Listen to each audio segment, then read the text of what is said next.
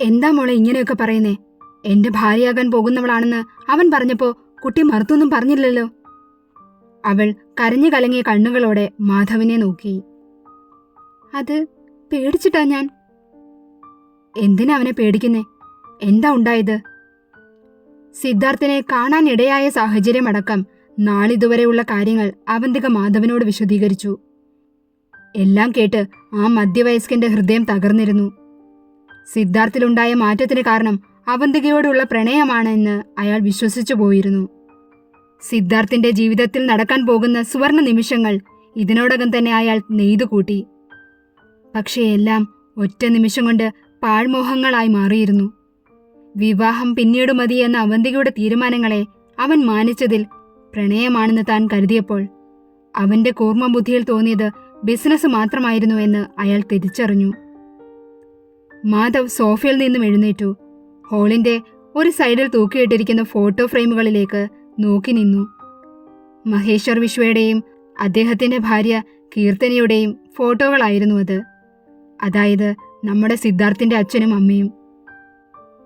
മഹി, നമ്മുടെ സിദ്ധു, അവനെ തിരുത്താനോ ശ്വാസിക്കാനോ ഉള്ള അർഹത പോലും എനിക്കില്ലെന്നറിയാം. അവന് ഇങ്ങനെയൊക്കെ ആയതിൽ എനിക്കും പങ്കുണ്ട്. കീർത്തന, എന്നോട് ക്ഷമിക്കണം. നിന്റെ മകനെ ഇനി എങ്ങനെ മാറ്റിയെടുക്കുമെന്ന് എനിക്കറിയില്ല. മാധവന്റെ കണ്ണുകൾ കണ്ണീരിൽ പൊതിഞ്ഞിരുന്നു. അയാൾ തിരികെ അവന്തികയുടെ അടുത്തേക്ക് ചെന്നു. നിഷ്കളങ്കത നിറഞ്ഞ ആ മുഖത്തെ അവൻ ദയനീയതയോടെ നോക്കി. മോളെ, നീ വിഷമിക്കണ്ട. എന്നാൽ കഴിയും വിധം ഞാൻ അവനോട് പറഞ്ഞു നോക്കാം. ഇപ്പൊ കണ്ണു തുടയ്ക്ക്. അവൾ ഒഴുകിയിറങ്ങിയ കണ്ണുനീരിനെ തുടച്ചു മാറ്റി. അപ്പോഴേക്കും സിദ്ധാർത്ഥ് അവിടെ എത്തിയിരുന്നു. എന്താ സിദ്ധു ഞാൻ ഈ കേൾക്കുന്നതൊക്കെ? നീ ഇത്രത്തോളം അധപതിച്ചു പോയോ? ഒരു പാവം പെൺകുട്ടിയുടെ ജീവിതം തകർക്കാൻ നിനക്ക് എങ്ങനെ സാധിക്കുന്നു? മാധവിന്റെ വാക്കുകളും അവന്തികയുടെ നിൽപ്പം കാണുമ്പോൾ അവൾ എല്ലാ കാര്യങ്ങളും അയാളെ അറിയിച്ചിട്ടുണ്ടെന്ന് അവന് മനസ്സിലായി. അവൻ അവന്തികയെ സൂക്ഷിച്ചു നോക്കി. അവൾ മാധവന്റെ പിന്നിലേക്ക് നീങ്ങി നിന്നു. വേണ്ട സിദ്ധു, ഈ കുട്ടിയെ വെറുതെ വിട്ടേക്ക്. ഒരു പാവം കുട്ടിയുടെ ശാപം പിടിച്ചു വാങ്ങരുത് നീ. ശാപവും? എന്ത് ശാപം? ഒരു കണക്കിനെ നോക്കിയാൽ ഞാൻ ഇവളെ ഉപദ്രവിക്കുവല്ലോ, രക്ഷിക്കുകയല്ലേ ചെയ്തേ. എന്റെ ഭാര്യയാകുന്നത് വഴി അവൾക്ക് സൗഭാഗ്യങ്ങളല്ലേ വന്നു ചേരുന്നത്. ഒരു റാണിയെപ്പോലെ അവൾക്ക് എന്റെ കൂടെ ജീവിക്കാൻ കഴിയില്ലേ? അവൾക്ക് വേണ്ടതെല്ലാം അവളുടെ കാൽച്ചുവട്ടിൽ എത്തിക്കില്ലേ ഞാൻ? അതുകൊണ്ടെല്ലാം ആയോ സിദ്ധു? വിവാഹം എന്നതുകൊണ്ട് നീ എന്താ ഉദ്ദേശിക്കുന്നത്? പേരിനൊരു ഭാര്യ, അതിനപ്പുറം നീ ആഗ്രഹിക്കുന്നത് നിന്റെ ബിസിനസ് സാമ്രാജ്യത്തെ പിന്തുണയ്ക്കുന്ന ഒരു അടിമയാണല്ലോ. അതെ, എനിക്ക് ഈ പറഞ്ഞ രണ്ടും വേണം. എന്റെ ജീവിതത്തിലും ബിസിനസ്സിലും ഒരു പാർട്ട്ണറായി ഇവളെ വേണം എനിക്ക്. അതിനവൾക്ക് സമ്മതമാണോ അല്ലയോ എന്ന് നീ ചോദിച്ചോ സിദ്ധു? അതിനവന് ഒരു ചിരിയോടെ മാധവനെ നോക്കി സോഫയിലേക്ക് കാലിന്മേൽ കാലും കയറ്റിവെച്ചിരുന്നു. അവൾക്ക് സമ്മതമാണെന്ന് പറഞ്ഞല്ലോ അങ്കിൾ. അത് കേട്ടതും അവന്തിക അവനെ പുച്ഛത്തോടെ ഒന്ന് നോക്കി. മാധവന്റെ മുഖത്തും പുച്ഛം തന്നെയായിരുന്നു. സിദ്ധു, അവളുടെ സമ്മതം പോലും അവളിൽ നിന്നും നീ ബലമായി പിടിച്ചു വാങ്ങിയതല്ലേ? എങ്ങനെയായാലും അവൾ സമ്മതിച്ചില്ലേ, എനിക്കത് മതി. മോനെ, നിനക്ക് അവളെ ബലമായി പിടിച്ചടക്കാം. പക്ഷെ അവളുടെ മനസ്സിനെ നേടാൻ നിനക്കാവില്ല. അവളോടുള്ള പ്രണയമാണെങ്കിൽ ഒരുപക്ഷെ നിനക്കത് നേടാൻ കഴിഞ്ഞേനെ. പക്ഷെ ഇത് നിന്റെ സ്വാർത്ഥ താല്പര്യങ്ങൾക്ക് വേണ്ടി മാത്രമല്ലേ ഇവളെ നീ വിവാഹം ചെയ്യാൻ ഒരുങ്ങുന്നത്. വേണ്ട മോനെ, അവിവേകം കാണിക്കരുത്. അങ്കിൾ, മതി. മാധവനെ പറയാൻ അനുവദിക്കാതെ സിദ്ധാർത്ഥ് തടഞ്ഞു. അവൻ സോഫയിൽ നിന്നും ചാടി എഴുന്നേറ്റു. എന്ത് ചെയ്യണം ചെയ്യണ്ട എന്ന് എനിക്കാരും പറഞ്ഞു തരണ്ട. പരാജയപ്പെട്ടുപോയ SNK കമ്പനിയെ ആരുടെ സഹായമോ ഉപദേശമോ കൊണ്ടല്ല ഇന്ന് ഈ നിലയിലെത്തിച്ചത്. ഞാൻ ഒരാൾ കാരണമാ, എന്റെ കഠിനാധ്വാനമാ ഇന്നത്തെ SNK കമ്പനി. അന്ന് ആരും എന്റെ കൂടെ ഉണ്ടായിരുന്നില്ല, ആരും. ചുവന്ന കണ്ണുകളും വലിഞ്ഞു മുറുകിയ ഞരമ്പുകളും കാണും തോറും അവന്റെ ഉള്ളിലെ ദേഷ്യവും അതിലുപരി അവൻ അനുഭവിച്ച വേദനകളും കാണാൻ മാധവന് കഴിഞ്ഞിരുന്നു. അയാളുടെ മനസ്സിൽ കഴിഞ്ഞുപോയ കാലങ്ങൾ മിന്നുമാഞ്ഞു തുടങ്ങി. മോനെ സിദ്ധു. അയാൾ അവനെ വിളിച്ചുവെങ്കിലും ഒന്നും കേൾക്കാൻ കൂട്ടാക്കാതെ അവൻ മുകളിലേക്ക് പോയിരുന്നു. എല്ലാം താൻ അർഹിക്കുന്നുണ്ടെന്ന ബോധ്യത്തോടെ മാധവ് കണ്ണുകൾ ഇറുക്കി അടച്ചു. ഒഴുകിയിറങ്ങിയ കണ്ണുനീർ തുള്ളികൾ അയാൾ തുടച്ചു മാറ്റി. സിദ്ധാർത്ഥ് പോയ വഴിയെ ഭയത്തോടെ നോക്കി നിൽക്കുന്ന അവന്തികയെ നോക്കി മാധവ് പറഞ്ഞു, മോളെ വാ, ഞാൻ കുട്ടിയുടെ വീട്ടിൽ കൊണ്ടു ചെന്നാക്കാം. എനിക്ക് അവരോടും ഒന്ന് സംസാരിക്കണം.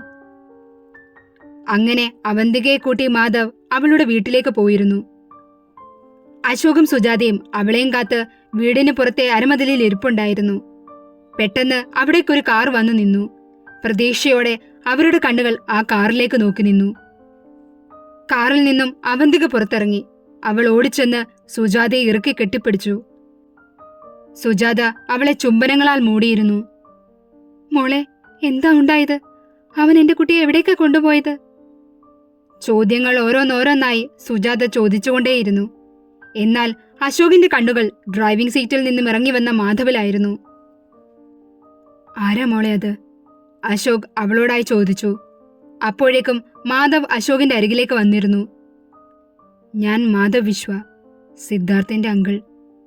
സിദ്ധാർത്ഥിന്റെ അങ്കിളാണെന്നറിഞ്ഞപ്പോൾ അശോകിന് അയാളോട് ദേഷ്യം തോന്നിയിരുന്നു. എന്തിനാ സാർ ഞങ്ങളെ ഇങ്ങനെ ഉപദ്രവിക്കുന്നേ? എനിക്ക് നിങ്ങളോട് കുറച്ച് കാര്യങ്ങൾ സംസാരിക്കാനുണ്ട്. വേണ്ട സാർ, ഞങ്ങൾക്കൊന്നും കേൾക്കാനില്ല. അശോകിന്റെ അതൃപ്തി അവൻ അറിയിച്ചു. എന്നാൽ അവന്തിക അശോകിനെ തടഞ്ഞു. അവൾ അവിടെ നടന്ന കാര്യങ്ങൾ അവരോടും പങ്കുവച്ചു. എല്ലാം കേട്ടുകഴിഞ്ഞപ്പോൾ അശോകിന്റെ ദേഷ്യം കെട്ടടങ്ങിയിരുന്നു. അശോക് അയാളെ കൂട്ടി ഹാളിലേക്ക് വന്നു. അയാൾ സോഫയുടെ ഒരു വശത്തായി ഇരുന്നു. അതിനെതിർവശത്തായി അശോകും സുജാതയും ഒപ്പം അവന്തികയും വന്നിരുന്നു. എനിക്കറിയാം, അവൻ നിങ്ങളുടെ കുടുംബത്തിനെ ഒരുപാട് ദ്രോഹിച്ചിട്ടുണ്ടെന്ന്. എന്റെ സിദ്ധുവിന് വേണ്ടി നിങ്ങളോട് ഞാൻ മാപ്പ് ചോദിക്കുന്നു. അവനിങ്ങനെ ആയതിൽ എനിക്കുമുണ്ട് ഒരു പങ്ക്. നിങ്ങളിപ്പോൾ കാണുന്ന സിദ്ധാർത്ഥായിരുന്നില്ല ഞങ്ങൾക്കവൻ. മാധവ് പറയാനായി തുടങ്ങിയതും അവർ അവന് ചെവി കൊടുത്തിരുന്നു. പ്രണയിച്ചു വിവാഹം കഴിച്ചവരായിരുന്നു മഹിയും കീർത്തനയും. അവരുടെ ജീവിതം കൂടുതൽ മനോഹരമായത് സിദ്ധുവിന്റെ ജനനശേഷമായിരുന്നു.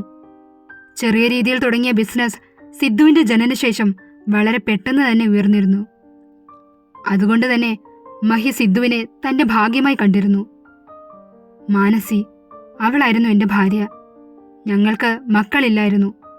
സിദ്ധുവിന്റെ കളങ്കമില്ലാത്ത സ്നേഹത്തിലും അവന്റെ കുറുമ്പുകളിലും ആ വേദന ഞങ്ങളങ്ങ് മറന്നു. കുറച്ചു നാളുകൾക്ക് ശേഷം സിദ്ധുവിന് ഒരു കുഞ്ഞനുജത്തി കൂടി കൂട്ടായി വന്നു. തീർത്തും സന്തോഷം നിറഞ്ഞ ജീവിതം. ഒരിക്കൽ ഞാനും മഹിയും ബിസിനസിന്റെ ആവശ്യത്തിനായി മുംബൈയിലേക്ക് പോയിരുന്ന സമയത്ത് കീർത്തനയും കുഞ്ഞും സിദ്ധുവും ഒപ്പം മാനസിയും ക്ഷേത്രദർശനം കഴിഞ്ഞ് മടങ്ങി വരുന്ന സമയത്ത് അവരുടെ കാർ അപകടത്തിൽപ്പെട്ടിരുന്നു. ആ അപകടത്തിൽ സാരമായ പരിക്കുകളോടെ സിദ്ധു മാത്രം ശേഷിച്ചു. മാനസിയുടെ വിയോഗം എന്നെ വല്ലാതെ തളർത്തി. ഞാനും അവളും മഹിയുടെ കൂടെയായിരുന്നു. മാനസിയില്ലാത്ത വീട്ടിൽ എനിക്ക് നിൽക്കാനായില്ല. എന്റേതെന്ന് പറയാൻ എനിക്ക് അവൾ മാത്രമേ ഉണ്ടായിരുന്നുള്ളൂ. പെട്ടെന്ന് എനിക്ക് ആരുമില്ല എന്ന തോന്നലിൽ ഞാൻ കീർത്തനാലയത്തിൽ നിന്നും ഇറങ്ങി. പക്ഷേ ഞാൻ എന്റേതായി കണ്ട മറ്റൊരു ജീവൻ അവിടെയുള്ള കാര്യം മറന്നുപോയിരുന്നു. എന്റെ സിദ്ധു.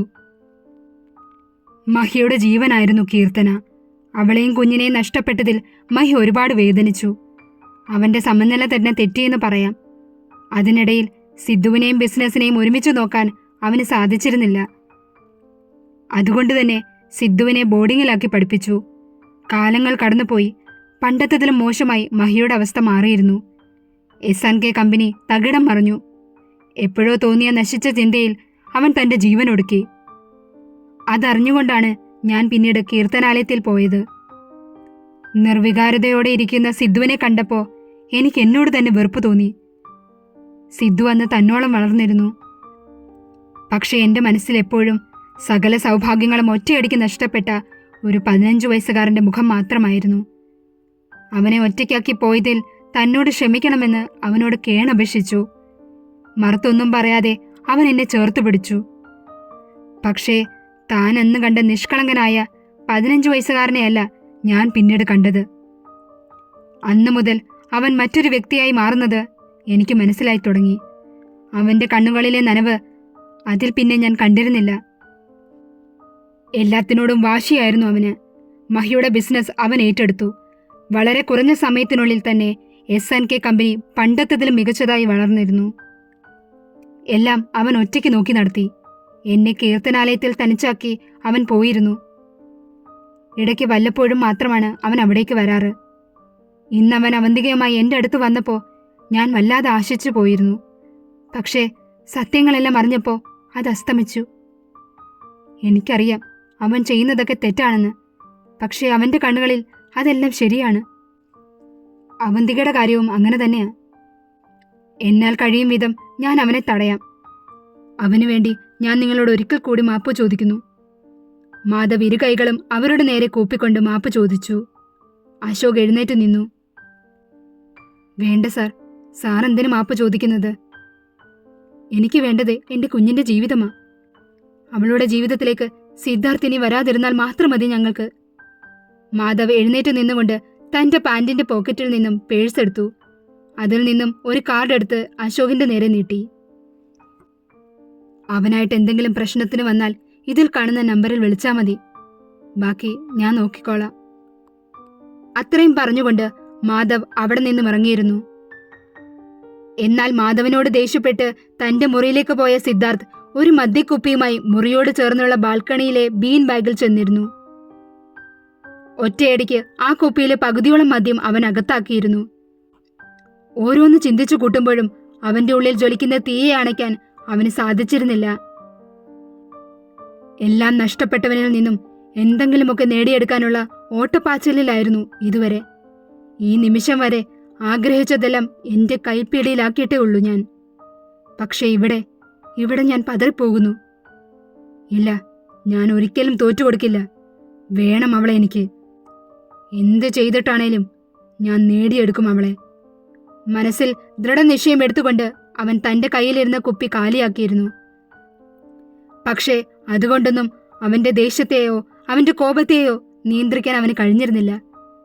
ഒരു കുപ്പിയുടെ സ്ഥാനത്ത് 2 കുപ്പികളായി. ഇടയ്ക്കെപ്പോഴോ അവന്റെ കണ്ണുകൾ അടഞ്ഞു വന്നു. അവൻ ബീൻ ബാഗിൽ ചാരിക്കിടന്നു. അവന്തികയുടെ വീട്ടിൽ നിന്നും തിരിച്ചു വന്ന മാധവ് നേരെ പോയത് സിദ്ധാർത്ഥിന്റെ മുറിയിലേക്കായിരുന്നു. കയ്യിൽ നിന്നും ഊർന്നിറങ്ങിക്കിടക്കുന്ന മദ്യക്കുപ്പി കണ്ടതും അവൻ നന്നായി കുടിച്ചിട്ടുണ്ടെന്ന് മാധവന് ബോധ്യപ്പെട്ടിരുന്നു. ബീൻ ബാഗിൽ തല ചായച്ചുറങ്ങുന്ന സിദ്ധാർത്ഥിന്റെ തൊട്ടടുത്തായി മാധവ് വന്നിരുന്നു. അയാൾ അവന്റെ നെറുകയിലൂടെ ഒന്ന് തലോടി. 1000 വട്ടം മനസ്സുകൊണ്ട് ഞാൻ ഈ കാലുകളിൽ വീണിരുന്നു. അതുകൊണ്ടൊന്നും ഞാൻ ചെയ്തതിന് പരിഹാരമാകില്ലെന്നറിയാം. ഒരുപക്ഷെ ഞാൻ നിന്റെ കൂടെ ഉണ്ടായിരുന്നെങ്കിൽ നിന്നെയും മഹിയെയും എനിക്ക് നഷ്ടമാകില്ലായിരുന്നു. വൈകിപ്പോയി മോനെ. മാധവിന്റെ കണ്ണുനീരിനെ അയാൾക്ക് പിടിച്ചു നിർത്താനായില്ല. അയാൾ മെല്ലെ അവിടെ നിന്നും എഴുന്നേറ്റ് പോയിരുന്നു.